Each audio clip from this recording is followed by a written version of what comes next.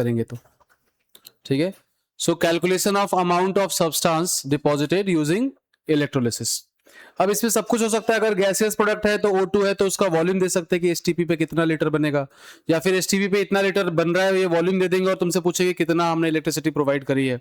जैसे पहला एग्जांपल जो दिया था मैंने आते ही क्लास में, क्या कि कितना हम वाटर को इलेक्ट्रोलाइज करें कि इनफ ऑक्सीजन बन जाए टू ऑक्सीडाइज B2H6, राइट। तो ऑक्सीजन का वॉल्यूम भी तो पूछ सकते थे कि कितना वॉल्यूम ऑफ ऑक्सीजन बन जाए। तो कैसे करना है अपने को, इसके लिए दो लॉज हैं, Faraday's first law of electrolysis and Faraday's second law of electrolysis. Again फिर से बोल रहा हूं मैं, आपको यूनिटरी मेथड पे ज्यादा दिमाग लगाना है। फैराडेज लॉ आए ना आए कोई दिक्कत नहीं है। First law, Faraday's first law क्या कहता है कि amount of substance deposited is directly proportional to charge supplied. ठीक है, amount of substance deposited is directly proportional to charge supplied. Amount मतलब वेट ऑफ सब्सटेंस और ये है चार्ज, जिसको आप लिख सकते हो कि weight of substance is equal to Z into Q, जिसमें ये जो है ये कांस्टेंट है जिसको हम कहते हैं electrochemical equivalence.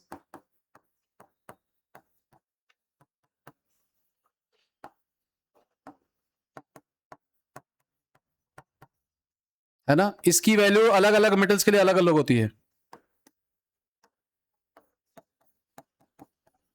Different for different substances. मतलब ये टाइप ऑफ सब्सटेंस पे डिपेंड करेगा कि उसका इलेक्ट्रोकेमिकल इक्विवेलेंस कितना होगा। और इसकी जो वैल्यू होती है वो भी मैं बता दूं, E/F। E है इक्विवेलेंट वेट और F है फैराडेज कांस्टेंट, मतलब 96500। और इसको प्रूव भी कर सकते हो कैसे, ये क्या है, इक्विवेलेंट वेट है और ये है आपका 96500 कूलम, फैराडेज कांस्टेंट। बेसिकली क्या है कैसे है वो हम समझते हैं। अच्छा, इसको मॉडिफाई भी कर सकते हैं, इस फॉर्मूले को मॉडिफाई करके क्या लिखोगे, W is equal to Z into I into T. कुछ नहीं, चार्ज जो है वो I इंटू टी लिख दिया हमने चार्ज को। ठीक है, अब पहले हम ये जस्टिफाई करते हैं। हाँ बोलो। Weight, amount of substance, mass, है ना।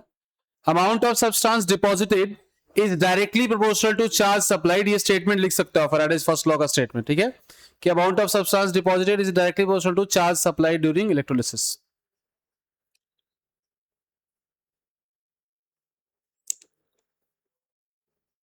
एन फैक्टर NF है किसी सब्सटेंस का, तो इसका इक्विवेलेंट वेट क्या होगा, मोलर वेट बाय NF होगा ना। लेट्स से कि N moles of electrons are supplied.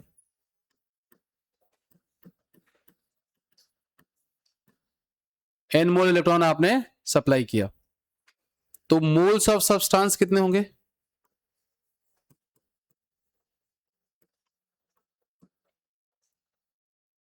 कितना डिपॉजिट हो जाएगा मोल, N/NF। ये होगा ना कि कितना मोल दिया अपॉन पर मोल कितना लग रहा है, N/NF। तो वेट कितना हो जाएगा,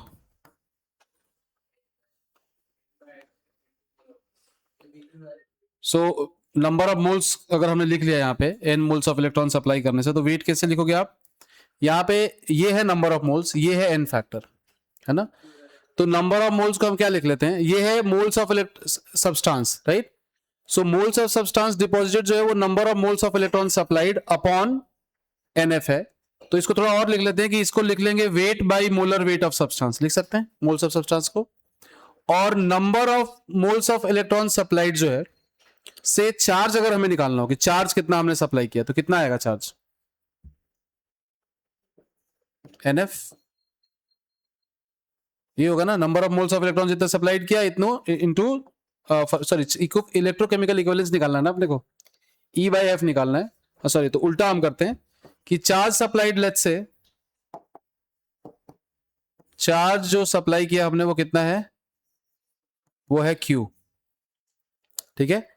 तो number of moles of electron supplied कितना हो जाएगा, Q/F, ये होगा ना। तो number of moles of electrons को यहां पे हम रख सकते हैं Q बाई एफ।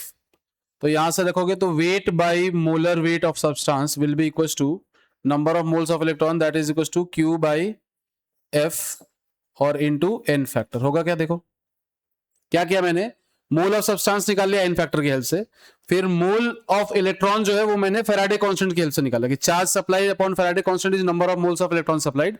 तो number of moles of electrons को मैंने यहां से इस इक्वेशन में सब्स्टिट्यूट कर दिया जो क्या है Q बाई एन एफ, और यहां से मोलर वेट को अगर मैं उधर लेके जाऊं तो मुझे मिलेगा क्या, वेट इज इक्वल टू, ध्यान से देखना, M molar weight by n factor into Q by F, यही आया। और यही तो है equivalent weight divided by F. E by F क्या है, अगर उस इक्वेशन से कंपेयर करो तो W is equal to this number into Q। तो दिस नंबर किसके बराबर होना चाहिए, जेड के बराबर होना चाहिए, जो क्या है कितना, molar weight by N factor is equivalent weight divided by F, E by F, है ना, E by F into Q। ठीक है, कि कोई डाउट है बताओ।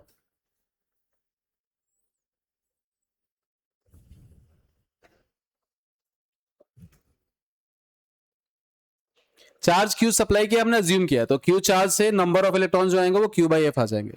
तो ऊपर वाली इक्वेशन में नंबर ऑफ इलेक्ट्रॉन की जगह मैंने Q बाई एफ सब्स्टिट्यूट कर दिया, और फिर फैराडेज इक्वेशन और उसको कंपेयर किया तो Z की वैल्यू आई E बाई एफ।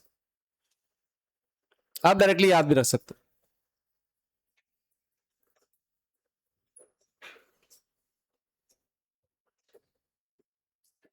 ठीक है, Faraday's first law of electrolysis.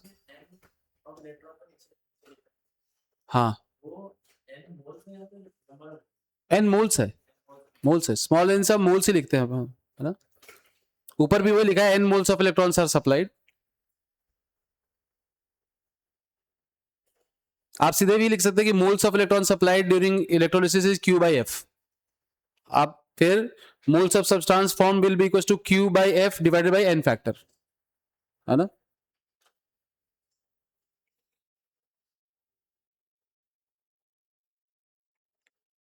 कोई doubt?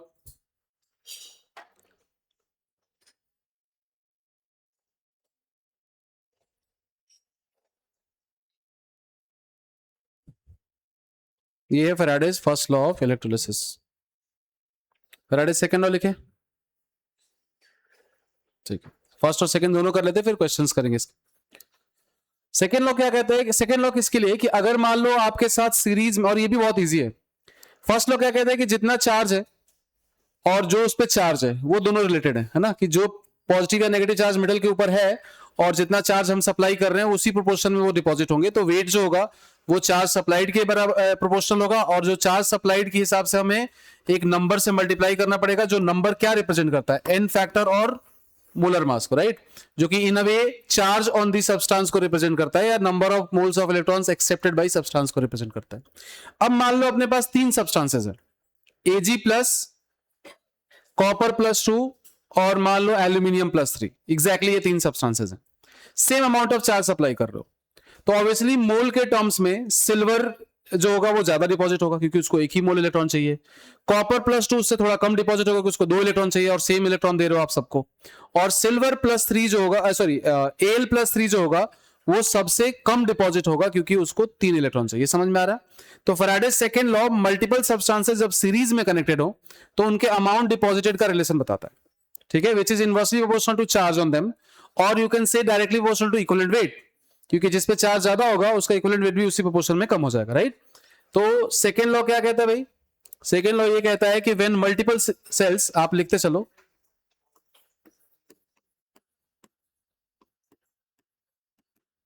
When multiple cells are connected in series, series क्यों बोल रहे हैं हम लोग, क्योंकि अगर पैरेलल में कनेक्ट करोगे तो जिसका एसआरपी कम होगा पहले वही रिड्यूस हो जाएगा रिस्पेक्टिव ऑफ चार्ज, है ना। तो रिडक्शन हमें करना है कि सबको सेम अमाउंट ऑफ करंट जाए ताकि हम अमाउंट निकाल सके सबका। तो सीरीज में कनेक्ट करते तभी तो सेम अमाउंट ऑफ करंट जाता है ना। So when multiple cells are connected in series, when multiple cells are connected in series, then amount of substance deposited is directly proportional to equivalent weight of the substance. Basically first law में ही Z वाला जो term है ना उसको variable बना दिया, first law में क्या बोलते हैं कि जेड डिपेंड करता है अलग अलग सब्सटेंस पे, इस बार सब्सटेंस बदल दिए, चार्ज सेम रखा, दैट इज सेकंड लॉ, ठीक है। When multiple cells are connected in series, then amount of substance deposited is directly proportional to equivalent weight of the substance.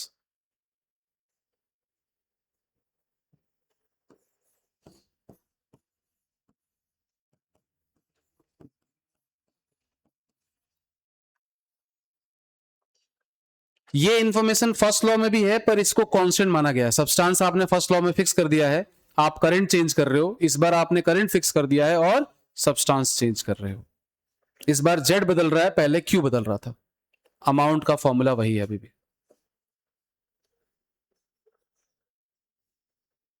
ठीक है। सो मोल के टर्म से बात करें तो substances with higher n factor will be deposited less in numbers, है ना। मास wise हो सकता है ज्यादा हो, क्योंकि उसका मोलर मास ज्यादा हो, पर अगर नंबर वाइज बात करें तो लेस है।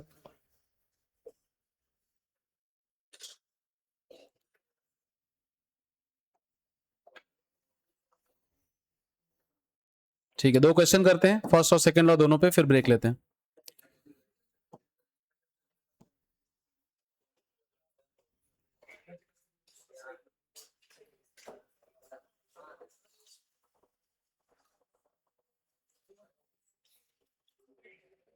चलो,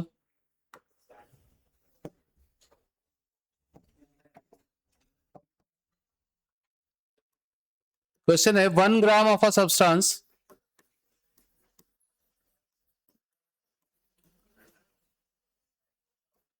deposited on supply of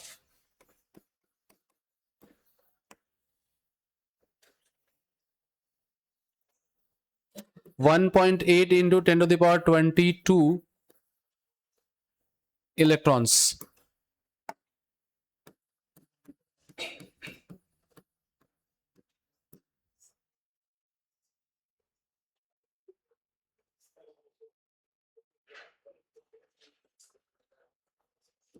M+2 है वो सब्सटेंस, है ना, मतलब इन फैक्टर 2 है, तो आपको बताना है कि उसका मोलर वेट क्या होगा।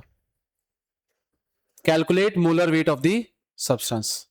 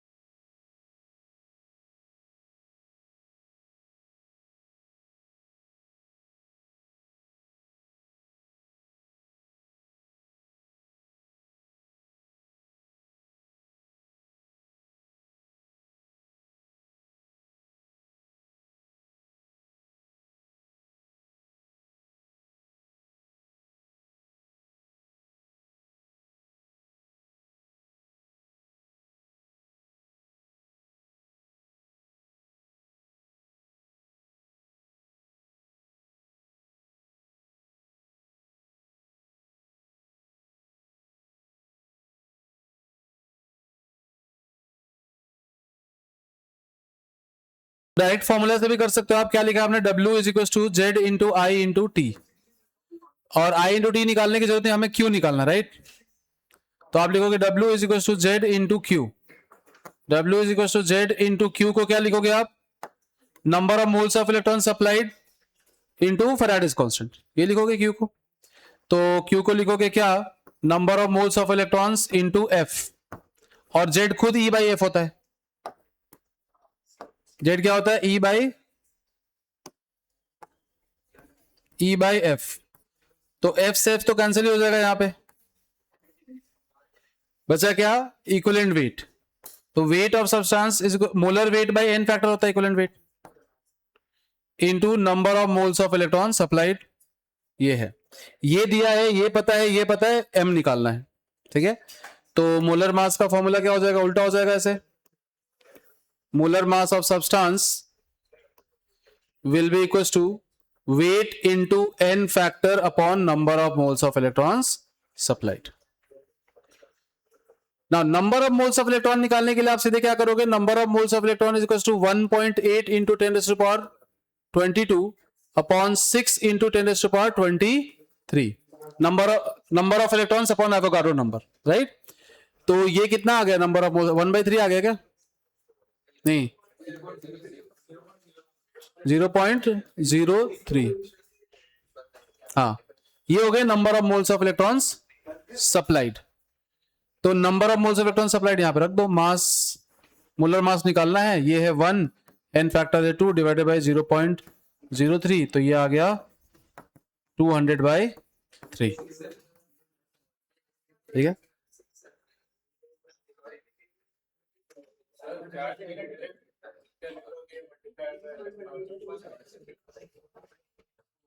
आप सीधे number of mole of electron निकालते, डिवाइडेड बाय 2 करते और मोलर मास से मल्टीप्लाई करके वहां से वो निकाल लेते, है ना? डायरेक्ट तरीका क्या है कि सीधे पहले इतना दिमाग मत लगाओ, number of moles of electron निकाल लो, उसको 2 से डिवाइड कर दोगे तो number of moles of substance हो जाएंगे, और जो भी मोल है उसका मास दिया है, मोल पता है, मोलर मास निकाल लो, वो भी तरीका है।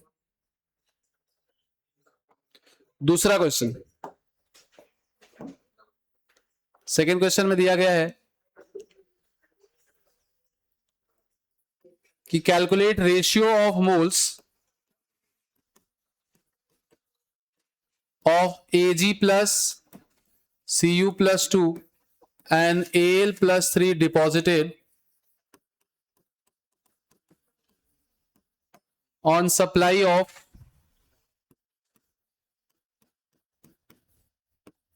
same charge, या when they are connected in series, same ही बात है।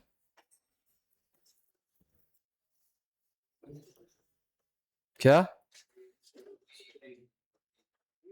कर लो, पहले कर लो आराम से, है ना? ऐसे नहीं होता है रेशियो ना।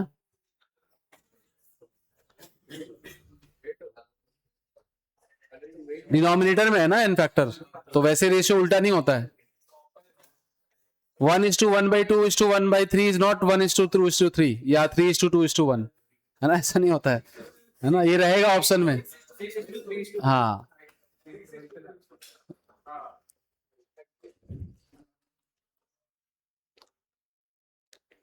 वो रहेगा ऑप्शन में तुम्हारे लिए, है ना? 1:2:3 या 3:2:1।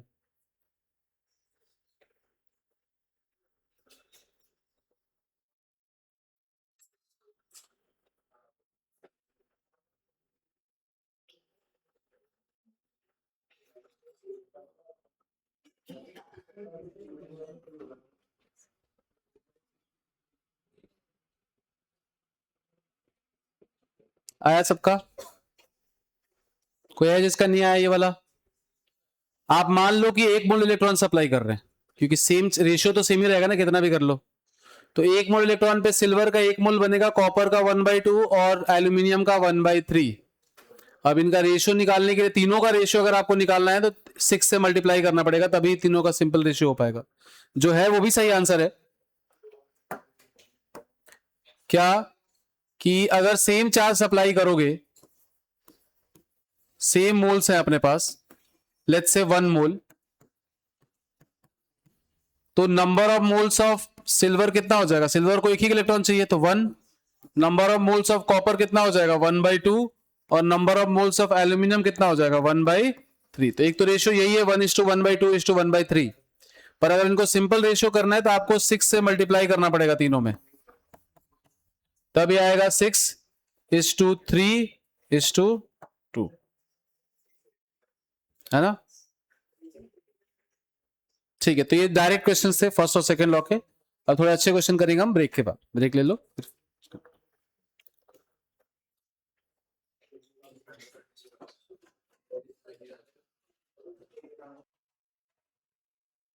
क्या होगा करंट एफिशिएंसी की amount of charge utilized upon amount of charge supplied, है ना। तो चार्ज यूटिलाइज क्यों, क्योंकि आप हो सकता है कि सारा चार्ज यूटिलाइज ना कर पाओ। ठीक है, इसका यूज क्या होगा, क्वेश्चन में दिया रहेगा कि भाई इतनी करंट हम सप्लाई कर रहे हैं और एफिशिएंसी इतनी है, तो मतलब आप उसका उतना परसेंट ही यूज करना कि आई इंटू टी में परसेंटेज वाला टर्म भी इंक्लूड करना।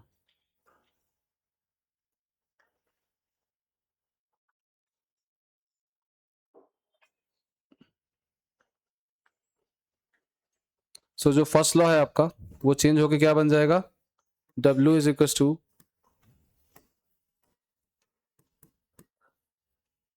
Into Z into I into T, है ना। ये चेंज आएगा करंट एफिशिएंसी की वजह से कि एक्चुअल में कितना चार्ज हम सप्लाई कर रहे हैं और कितना यूटिलाइज कर रहे हैं।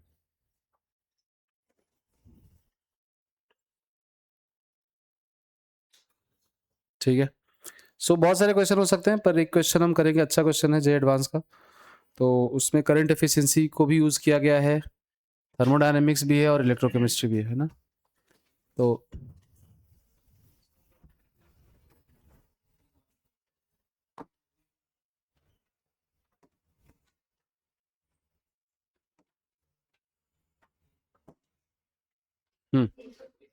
क्या, हाँ, यस,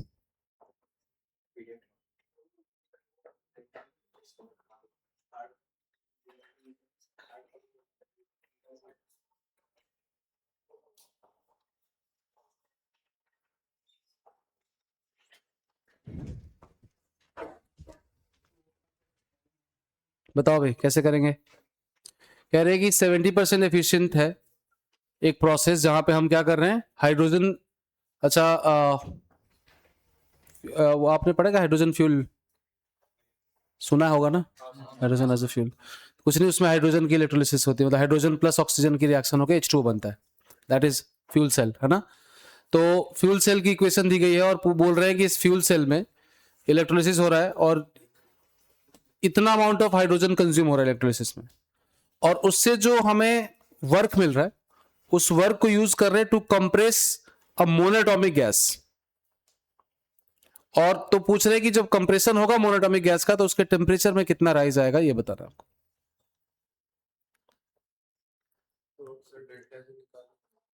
हाँ, हाँ,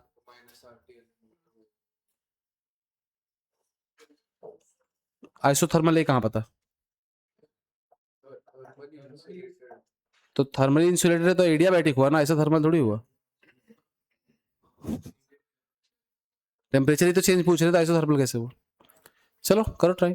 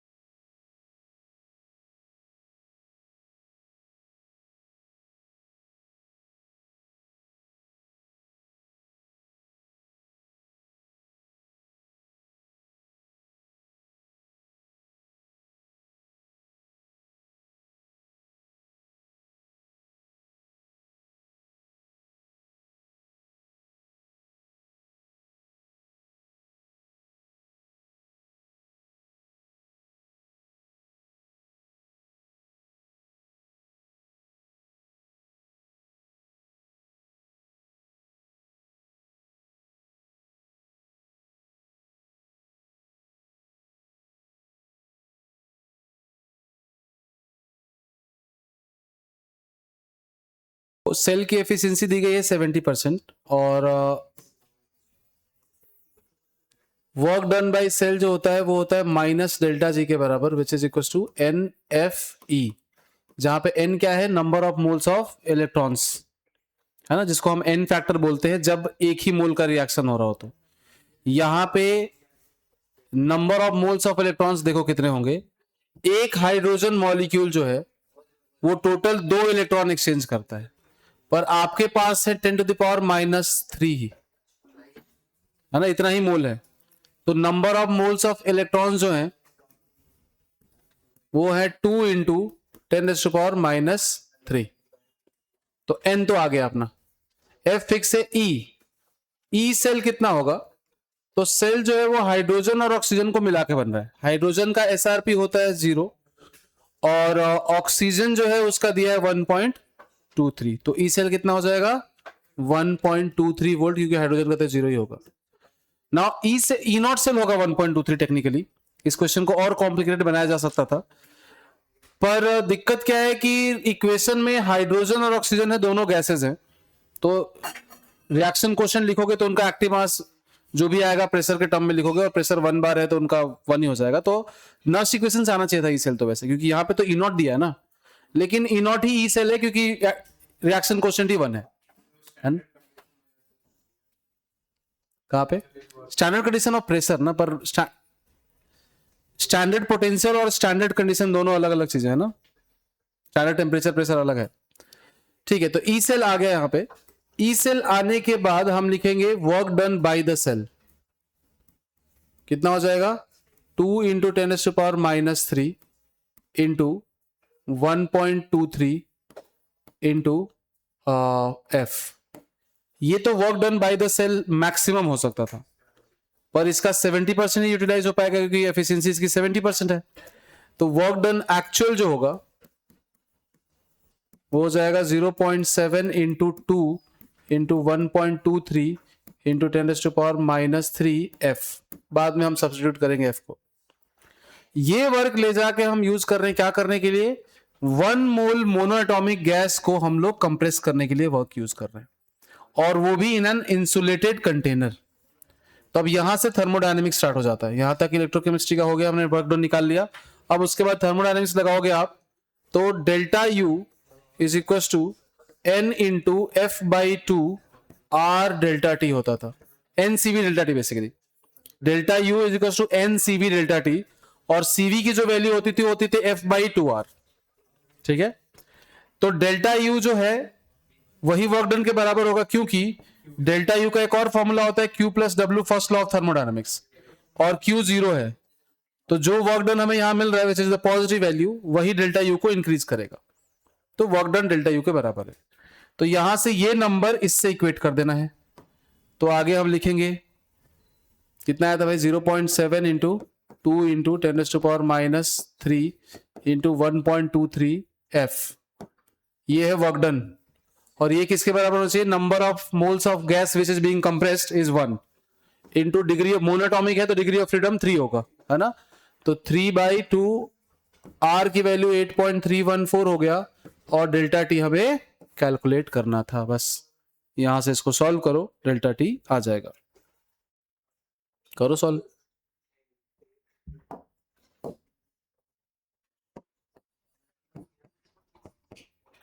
डेल्टा टी कितना होगा, कर लिया कैलकुलेट, कहां से, गूगल से, हाँ कहां से। सो डेल्टा टी हो जाएगा कितना, 0.7 इंटू 2 इंटू 1.23 इंटू 10⁻³ को मैं सीधे लिख देता हूं 96500 होता ना, तो 96.5 और इंटू 2/3 इंटू 8.314, ये आपका डेल्टा टी का वैल्यू है पूरा। अब इसको कैलकुलेट करने पे 25 का क्या है,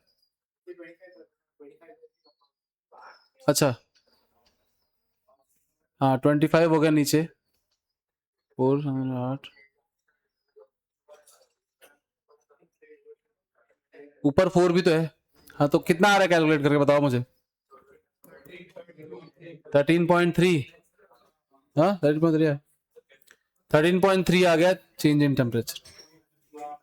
कंफर्म कर लो एक बार, यही है ना? यही है क्या? कहाँ कंफर्म किया? कैलकुलेटर्स। कौन सी ईयर का क्वेश्चन है? 2020 का है ना, देख लो एक बार। सही कैलकुलेट, वैसे तो सही है, प्रोसेस तो यही है।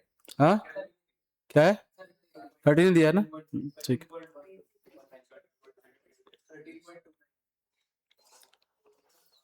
ठीक है, नेक्स्ट क्वेश्चन करें। समझ में आया सबको क्या करना है? ठीक।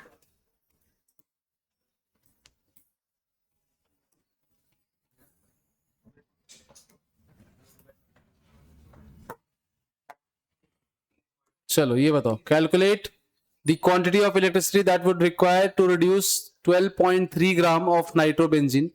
मोलर मास 123 होता है।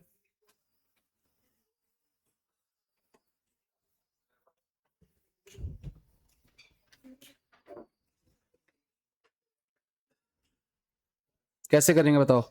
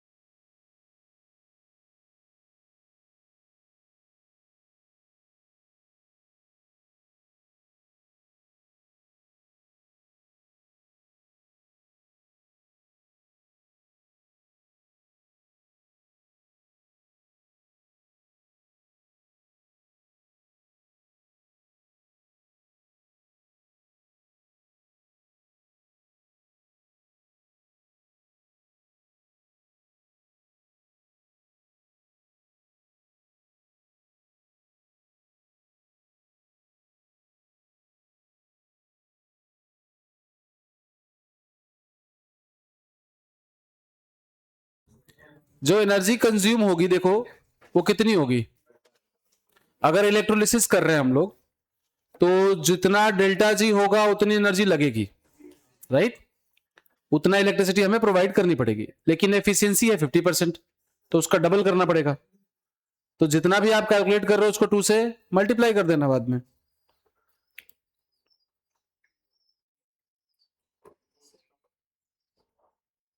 क्या देख रहे हो?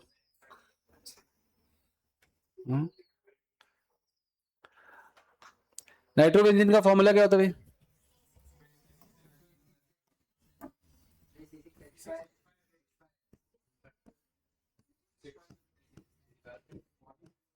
ये है नाइट्रोबेंजीन, ठीक है। यहां पे नाइट्रोजन का ऑक्सीडेशन स्टेट +3 आएगा, कैलकुलेट करके देख लो, ठीक है। और नाइट्रोबेंजीन से हम क्या बना रहे हैं? एनिलीन। एनिलीन में होता है बेंजीन पे NH2, राइट। यहां पे नाइट्रोजन का ऑक्सीडेशन स्टेट -3 आएगा, तो टोटल जो है इसने 6 इलेक्ट्रॉन एक्सेप्ट करे हैं, तो इसका n फैक्टर जो हो गया वो हो गया 6। और हमें रिड्यूस कितना करना है? 12.3 ग्राम। तो मोल्स जो है वो है 12.3 बाई 123, दैट इज 0.1 मोल। इतने मोल ऑफ नाइट्रोबेंजीन को हमें रिड्यूस करना है। तो जो एनर्जी लगनी चाहिए ideally, delta G is equal to NFE। -NFE होता है, बट ठीक है, हमें डेल्टा जी से मतलब नहीं है, हमें मतलब किससे? मैग्नीट्यूड ऑफ डेल्टा जी से, क्योंकि वही होगा एनर्जी आइडियल सिनारियो में, ठीक है। अब n कितना है भाई? n है 0.1 into 6.6 moles of electrons needs to be supplied into f into E कितना है? 3 वोल्ट। इतना हमें एनर्जी सप्लाई करनी है जूल में, सॉरी इतनी एनर्जी पहुंचनी चाहिए सेल तक। पर प्रोसेस की एफिशिएंसी अगर 50% है तो इसका डबल देना पड़ेगा ताकि कम से कम इतना पहुंच जाए सेल तक। तो जो एनर्जी कंज्यूम्ड होगा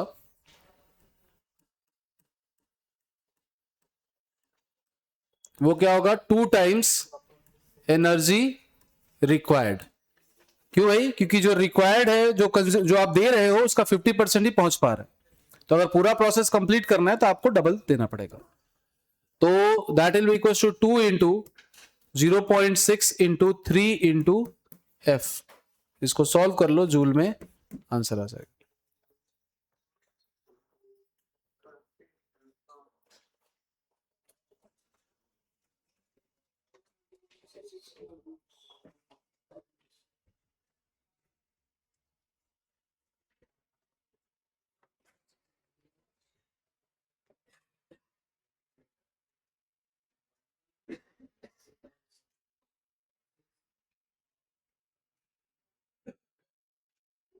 ये समझ में आया कि 2 से क्यों मल्टीप्लाई किया है? क्योंकि एफिशिएंसी 50% है। आप सीधे फॉर्मूला भी यूज कर सकते थे क्या, कि एनर्जी जो कंज्यूम्ड है E consumed is equal to क्या? Efficiency into Q into V। ये भी कर सकते थे, which is the same thing. इससे भी सेम ही आंसर आता,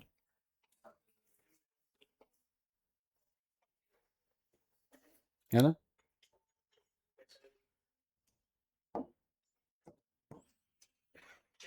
ठीक है, सॉरी इसका उल्टा होता है। Efficiency into E consumed should be equals to this, ठीक है।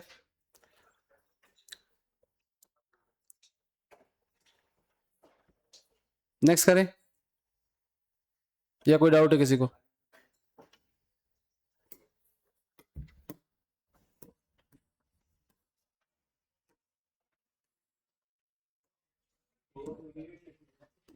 चार्ज सप्लाइड की इक्वेशन दी गई है विथ टाइम। आपको बताना है T is equal to 5 second में कितना अमाउंट डिपॉजिट होगा। मोलर मास दिया गया आपको m है, या इक्विवेलेंट वेट E है, कुछ भी ले लो। जेड के फॉर्म में बता दो, एक काम करो, है ना। Calculate amount of substance deposited in 5 second if the current का जो वेरिएबल करंट है उसकी ये दी गई इक्वेशन आपको, ठीक है, in terms of Z. Z के टर्म्स में बताना आपको कितना डिपॉजिट होगा। Calculate amount of substance deposited जिसका इलेक्ट्रोकेमिकल इक्विवेलेंस क्या है?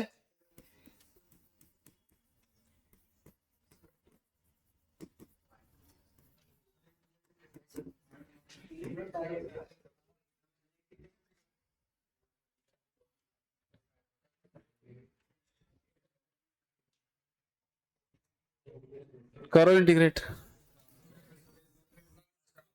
हाँ, यहाँ तक नहीं सिखाएगा अभी तक, हो जाएगा।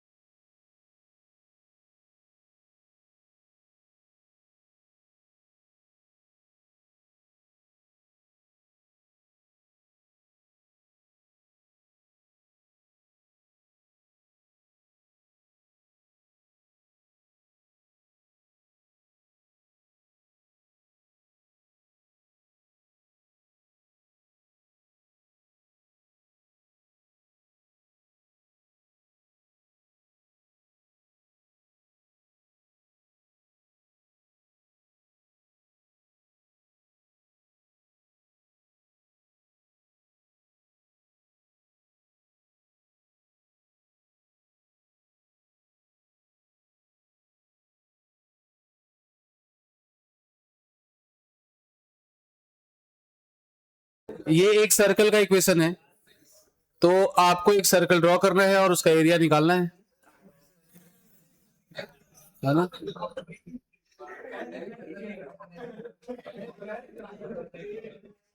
तो एक सर्कल ड्रॉ करो जिसका रेडियस क्या है, 5 है ना? सर्कल का रेडियस 5 है, तो यहां से यहां तक 5 है भाई। ये अगर टाइम एक्सिस है तो ये करंट वाला एक्सिस है, और प्रैक्टिकली ना करंट नेगेटिव हो सकता है ना टाइम, तो हमारे लिए काम का रीजन क्या है, ये है। इसका एरिया कितना होता है भाई? 25, मतलब pi R square, basically 25 pi by 4। और ये हो गया एरिया, ये हो गया टोटल चार्ज सप्लाइड, क्यू आ गया तुम्हारा, और उसको जेड से मल्टीप्लाई कर दो तो आंसर आ गया तुम्हारा। ये क्या है? ये है चार्ज सप्लाइड, और यहां से वेट जो हो जाएगा वो हो जाएगा Z into Q, 25 pi Z by 4। हाँ, इंटीग्रेशन से सही आया। हाँ ठीक है, तो हर बार आपको इंटीग्रेशन करने की जरूरत नहीं पड़ेगी, मुझे पता है इंटीग्रेशन नहीं होता है, नहीं पढ़ाया होता है यहाँ तक, पर ऐसे क्वेश्चन हो तो दूसरा दिमाग भी लगाओ कि एरिया अंडर, देखो एरिया ही तो निकालना अपने को, है ना? इंटीग्रेशन से भी यही आएगा बस, है ना? सेम ही नंबर आएगा इंटीग्रेट करके भी, है ना? ठीक है।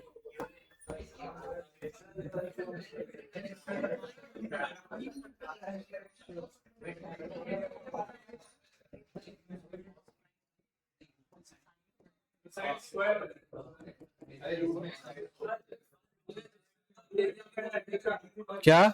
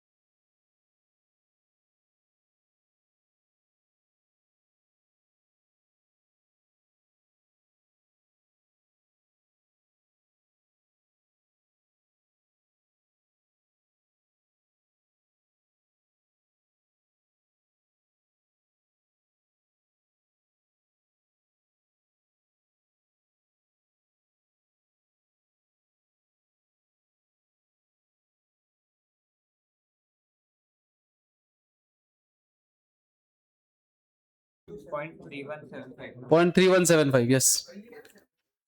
सो यहाँ पे क्या है कि आप दो तरीके, एक तो पूरा प्रोसेस सॉल्व कर लो, दूसरा है कि 1.08 ग्राम सिल्वर अगर डिपॉजिट हो रहा है मतलब 0.01 मोल आपने सप्लाई किया इलेक्ट्रिसिटी, है ना। 0.01 सप्लाई किया है अगर आपने, तो आपका जो कॉपर होगा उसका 0.005 मोल डिपॉजिट होगा। तो 63 को इससे मल्टीप्लाई कर देना आपको 63.5 को। या फिर ऐसा समझो कि अगर दोनों के सेम मोल होते, सेम अमाउंट करते मोल वाइज, फॉर्मूले से करेंगे तो क्या लिखोगे आप कि W is equal to E by F into जो भी अपना चार्ज है। चार्ज दिया गया? चार्ज दिया ही नहीं है, तो वो चार्ज निकाल लेंगे यहां से और दूसरे में सब्स्टिट्यूट कर देंगे, ठीक है।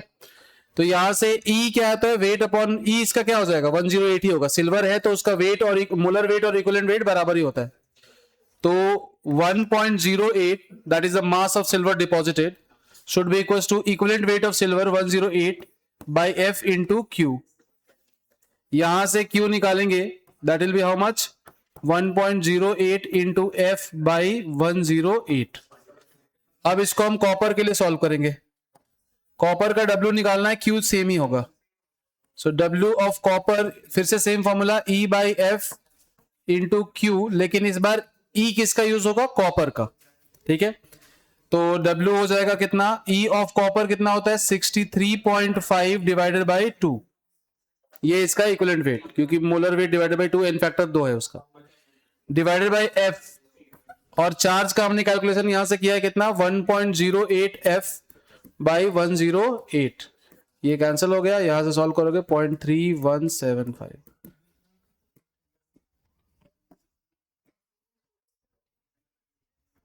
यहां से हमने चार्ज निकाला, दूसरे वाले में सब्स्टिट्यूट कर दिया।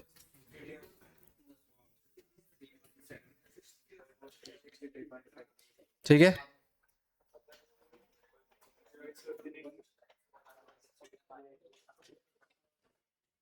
ठीक है, नेक्स्ट क्वेश्चन लिखो।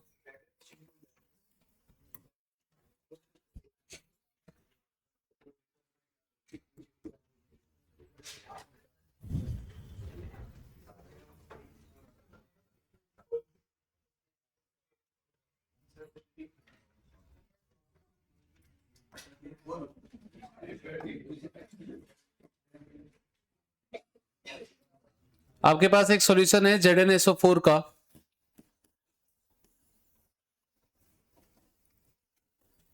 जिसमें 0.1 मोलर ZnSO4 है, ठीक है। और दूसरा सॉल्यूशन है CuSO4 का, जिसमें 0.05 मोलर CuSO4 है, ठीक है। दोनों को हमने सीरीज में कनेक्ट कर रखा है और दोनों को same amount of current supply कर रहे हैं, और करंट जो हम दे रहे हैं वो दे रहे हैं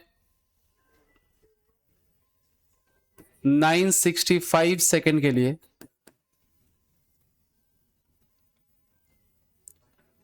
सॉरी टाइम है मतलब ये, और करंट जो दे रहे हैं हम लोग वो दे रहे हैं 2 एम्पियर, ठीक है। तो आपको बताना है कि जब इलेक्ट्रोलिसिस कंप्लीट हो जाएगी, देख लेते हैं कुछ ज्यादा ना हो जाए, हाँ ठीक है। सो आपको बताना है कि जब इलेक्ट्रोलिसिस कंप्लीट हो जाएगी तो जो इलेक्ट्रोलाइट बचेगा उसको हम अगर यूज करें डैनियल सेल में तो उसका सेल पोटेंशियल क्या होगा, ठीक है। क्वेश्चन समझ में आया कि CuSO4 and ZnSO4 solutions are connected in series and electrolyze passing this much amount of current। उसके बाद जो फाइनल सॉल्यूशन बचेगा आफ्टर इलेक्ट्रोलिसिस दोनों का, उस सॉल्यूशन को यूज करके हम एक डैनियल सेल बना रहे हैं, उस डैनियल सेल का सेल पोटेंशियल बताना है, ठीक है। E0 अगर आपको चाहिए तो E0 ऑफ Cu+2 से Cu होता है 0.34 वोल्ट, और E0 ऑफ Zn+2 से Zn जो होता है वो -0.76 वोल्ट होता है, और आपको STP बताना, मतलब 298 केल्विन बताना है।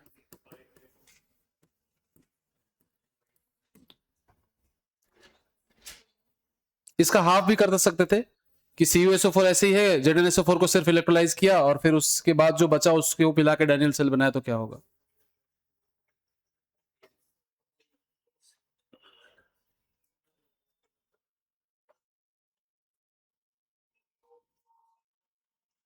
फिर से समझा दूं क्वेश्चन या नहीं? किसको किसको नहीं समझ में आया बताओ भाई, क्वेश्चन ही नहीं समझ में आया? हाँ मैं समझाता हूँ। CuSO4 और ZnSO4 का अलग अलग सॉल्यूशन है, दोनों का 0.1 मोलर एंड 0.05 मोलर लिया हुआ है। हमने same amount of current pass किया दोनों से सेम टाइम के लिए, क्योंकि सीरीज में कनेक्टेड है दोनों। तो ऑब्वियसली इलेक्ट्रोलिसिस होगी तो Zn का रिडक्शन होगा, मे बी Zn बन जाए वो डिपॉजिट होके, मे बी कॉपर का रिडक्शन होके कॉपर बन जाए, जो भी हो सकता है ऐसा। तो कॉपर +2 Zn+2 की कॉन्सेंट्रेशन चेंज होगी सॉल्यूशन में, जो भी फाइनल चेंज सॉल्यूशन है उसको मिला के हम एक डैनियल सेल बना रहे हैं, उस डैनियल सेल का पोटेंशियल पूछ रहे तुमसे। तो एक्वस ZnSO4 की इलेक्ट्रोलिसिस और एक्वस CuSO4 की इलेक्ट्रोलिसिस का पता होना जरूरी है।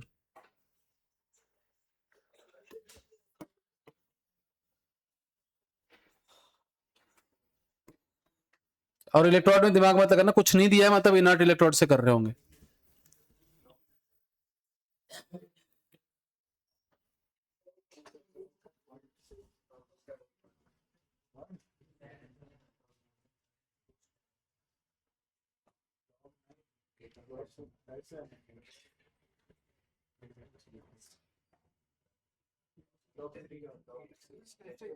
हम्म नहीं भूल गया, मैं पीडी भेजता हूँ आज घर जाके, है ना।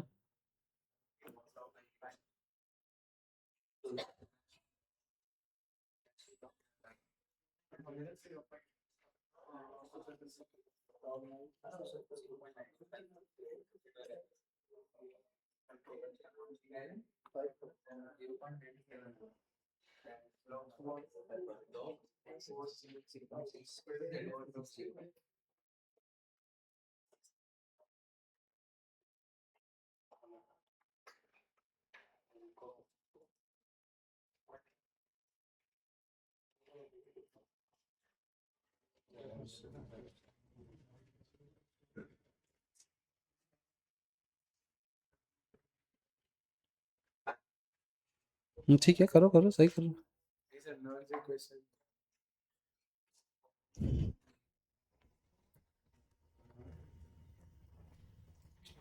माइनस अगर लिख रहे हो तो ऊपर एनोड आएगा, नीचे कैथोड आएगा।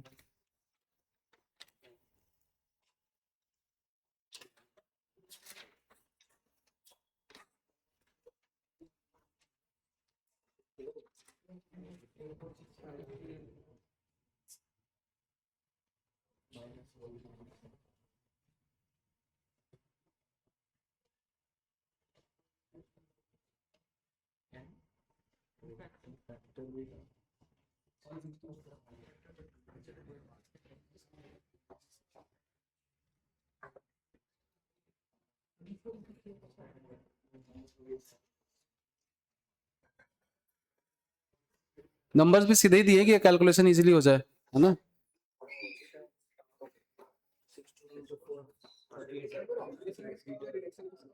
अरे तो क्लियर है ना भाई, ये तो पढ़ा था ना हमने, SRP के से डिसाइड करते हैं कि एनोड क्या होगा कैथोड क्या होगा, है ना।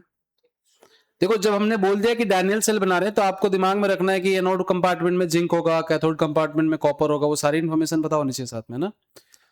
और SRP से भी यही पता चलता है कि कॉपर का रिडक्शन होगा और जिंक का ऑक्सीडेशन होगा। तो हालांकि डैनियल सेल कहने से ही क्लियर हो गया तब। कितना आ रहा है? 1.09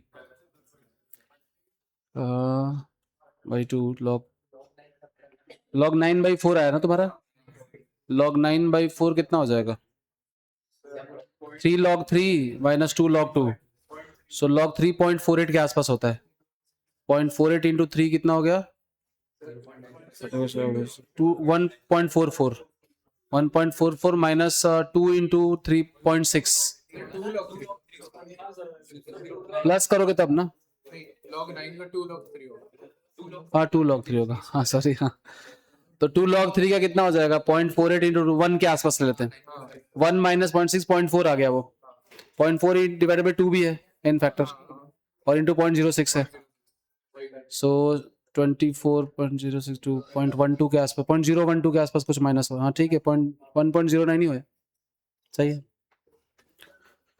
सो देखो क्वेश्चन में क्या है, ऑब्वियसली ये करंट बढ़ा के थोड़ा और रेंज बढ़ा सकते थे इसका, पर अभी के लिए क्या है कि हमने इस दोनों को सीरीज में कनेक्ट किया। क्वेश्चन में ऐसा भी हो सकता है कि दोनों की अलग अलग इलेक्ट्रोलिसिस करा रहे हैं, ठीक है। सो क्या है कि आपने जो चार्ज सप्लाई किया है वो है I into T, that is 2 times 965, ये हो गया तुम्हारा। तो number of moles of electrons जो होते हैं वो Q बाई एफ होता है, दैट इज 2 इंटू 965 अपॉन 96500। सो कितना हो गया 0.02 ना, 0.02 मोल्स ऑफ इलेक्ट्रॉन आप सप्लाई कर रहे हो। 0.02 मोल्स ऑफ इलेक्ट्रॉन अगर आप सप्लाई कर रहे हो तो इसका मतलब दोनों का ही एन फैक्टर वैसे 2 है, दोनों का एन फैक्टर 2 है, तो दोनों को ही 0.01 और 0.01 मोल डिपॉजिट हो जाएंगे। और क्वालिटेटिव एस्पेक्ट में हम ऑलरेडी क्लियर कर चुके हैं कि इसका करोगे तो जेरन डिपॉजिट होगा, वाटर का नहीं होगा रिडक्शन, और इसका करोगे तब भी कॉपर डिपॉजिट होगा, वाटर का रिडक्शन नहीं होगा। तो यहां से 0.1 मोल था जिसमें से 0.01 मोल ऑफ जिंक कंज्यूम हो जाएगा। सबको समझ में आ रहा है क्या, डिपॉजिट हो जाएगा। हाँ 0.01। Zn प्लस 2 के कितने मोल थे, 0.1 मोल था, ठीक है। आपने इसको चार्ज दिया कितना, या आपने number of moles of electron कितना सप्लाई किया 0.02, तो 0.02 और इसका एन फैक्टर 2 है तो इसका 0.01 कम हो जाएगा ना भाई यहां से, तो ये फाइनली कितना बचेगा 0.09, और यहां पे जिंक सॉलिड बन जाएगा कितना 0.01। सेम कॉपर की कहानी है, कॉपर प्लस 2 कितना था 0.05 था, इसको आपने 0.02 मोल्स ऑफ इलेक्ट्रॉन दिए तो ये 0.04 बच गया और बना कितना कॉपर सॉलिड 0.01। ऐसा क्यों हो रहा है, क्योंकि जितना इलेक्ट्रॉन दोगे उसका आधा ही डिपॉजिट होगा, क्योंकि उसके पास +2 चार्ज है, तो इसको 2 इलेक्ट्रॉन चाहिए पर मोल। यहां तक कोई डाउट। तो फाइनल कॉन्सेंट्रेशन ऑफ कॉपर +2 और Zn+2 कितना बचा, Zn+2 की फाइनल कॉन्सेंट्रेशन जो है वो है 0.09 और कॉपर +2 की फाइनल कॉन्सेंट्रेशन जो है वो है 0.04। ध्यान देना इस क्वेश्चन में मैंने बहुत सारी इंफॉर्मेशन लिमिटेड दी है, जैसे वॉल्यूम ऑफ सॉल्यूशन हम अज्यूम ही कर रहे हैं कि 1 लीटर है, क्योंकि वॉल्यूम अगर चेंज करते तो ये चेंज हो जाता नंबर, अगर वॉल्यूम 100 ml देते दोनों का सॉल्यूशन का तो ये नंबर्स चेंज हो जाते। तो ध्यान रखना है, ये तभी हो पाएगा, अभी मन से बनाया तो 1-2 डेटा मिसिंग हो जाता है, पर हाँ वॉल्यूम देंगे आपको क्वेश्चन में, वॉल्यूम देंगे कि कितना लीटर सॉल्यूशन है दोनों का जो इलेक्ट्रोलिसिस हो रही है, तो आप मोल निकाल के फिर इलेक्ट्रोलाइज करोगे, मोलारिटी नहीं। ओके सो ये आ गया, ये एनोड है ये कैथोड है। नेक्स्ट इक्वेशन लिखोगे E cell is equal to E naught cell minus 0.06 upon NF sorry N log concentration of Zn+2 upon concentration of Cu+2। बस फॉर्मूला लगाना अब, 1.1 माइनस 0.06 बाई N फैक्टर है 2 और log 9/4। हाँ वाटर का क्या बोल रहे हो भाई, वाटर का क्यों चेंज होगा,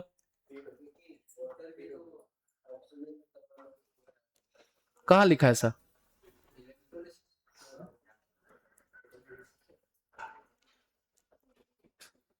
वाटर क्यों ऑक्सीडाइज होगा जब Zn ऑलरेडी रिड्यूस हो, अच्छा ऑक्सीडेशन वाटर का हो रहा तो उससे क्या फर्क पड़ेगा पर सेल पे, ऑब्वियसली सॉल्वेंट बहुत ज्यादा है भाई, है ना। हाँ सो यहां से तुम्हारा आ जाएगा, जो भी कैलकुलेट कर लेना, अब तो कैलकुलेशन ही बचा है, but I think 1.09 is the right answer, क्योंकि ये नंबर छोटा सा ही आएगा वैसे।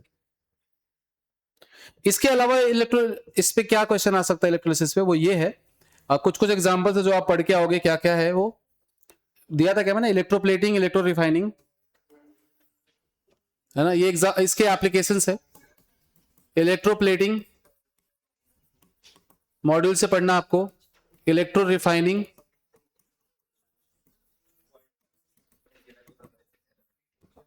ठीक है, फ्यूल सेल और बाकी बैटरी में देखूंगा टाइम रहे तो वो करवा दूंगा मैं क्लास में ही, पर ये दोनों आप खुद से पढ़ लेना, क्योंकि जो हमने इलेक्ट्रोलिसिस का एग्जांपल पढ़ा है वही है, यूज होगा वहां पे, ठीक है। उसके बाद इस पे एक और क्वेश्चन आता है प्रेफरेंशियल डिस्चार्ज का। प्रेफरेंशियल डिस्चार्ज का मतलब ये है कि जैसे मान लो कि मल्टीपल सॉल्यूशंस है, मान लो एक ही सॉल्यूशन में, ध्यान दो, मल्टीपल, एक ही सॉल्यूशन में आपके पास कॉपर +2 भी है, Ag प्लस भी है, और मान लो Zn+2 भी है ना, अलग अलग सॉल्यूशन है, AgNO3 भी है, CuSO4 भी है, सब कुछ, और आप इनको same amount of current supply कर रहे हो। तो पहले ये ध्यान रखना कि जब एक ही सॉल्यूशन में होते हैं तो they are not series connection, that is parallel connection. Solution में जब आयंस होते हैं तो वो पैरेलल कनेक्शन में होते हैं।